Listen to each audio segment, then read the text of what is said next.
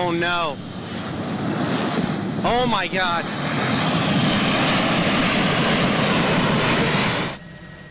We're following this news alert in Tampa. It's a giant, an Air Force C-17 landed at the wrong airport. Officials are trying to figure out how the mistake happened. Now, the huge military jet was headed to MacDill Air Force Base, but the pilot landed at Peter O'Knight, a small municipal airport on nearby Davis Islands.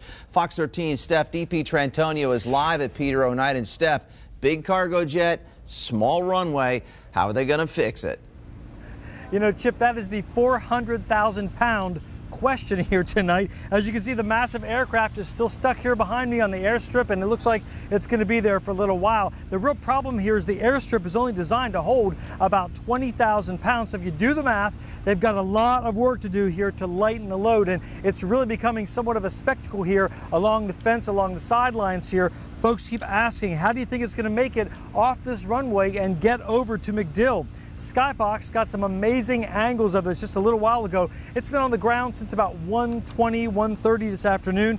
The scuttlebutt here on the street is, from some pilots we spoke with, is that the aircraft may be grounded for maybe up to 24 hours. Now, one of those pilots was a corporate pilot. You heard his video there from his iPhone. He saw the whole thing.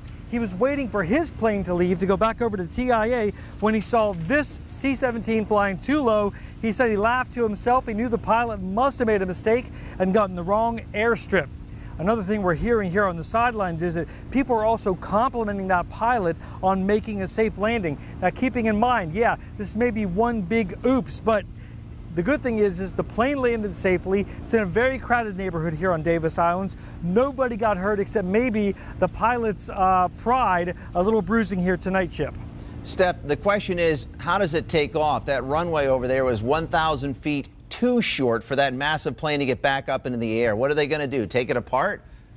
Well, one of the guys we spoke with who is a pilot, him and his wife were standing here on the sidelines. We're told that the strip is about 3,500 feet long, and that kind of plane can take off in just that amount of space. I did some research, and I guess the northeast and the southwest strips here were lengthened back in 2008. They're going to need every inch they can to get this thing off the airstrip. Now, the good news is they can take some fuel out of the plane. They can take whatever cargo might be on the plane off of there potentially.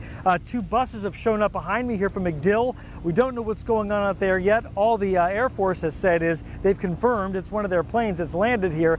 What they're going to do to either lighten the plane or move it, we don't know yet, Chip. So they're not saying how he ended up at Peter O'Knight because there's no control tower at that airport. There is not a control tower. In fact, one of our Fox 13 producers, Alan Fedders, who's also a pilot, said this is what's called an uncontrolled airstrip, that really the pilots rely on each other and line of sight. There's no tower you're talking to land here. Of course, over at MacDill, you're talking to several folks. This was actually Tampa's main airport from 1935 to 1945, built as part of the Works Progress Administration. So now it's just a local municipal airstrip, but you really got to rely on that old gentleman's way here, Chip, to land by talking to other pilots and just using your line of sight and seeing who else is in the air. I think one of the big problems too is we've had some extreme heat here this past 10 days. Those airstrips, you get a plane that heavy landing on something like that, it could sink, there could be damage to the airstrip. There's going to be a lot of questions after this plane finally gets out of here, Chip. All right, thanks a lot, Steph. Appreciate that.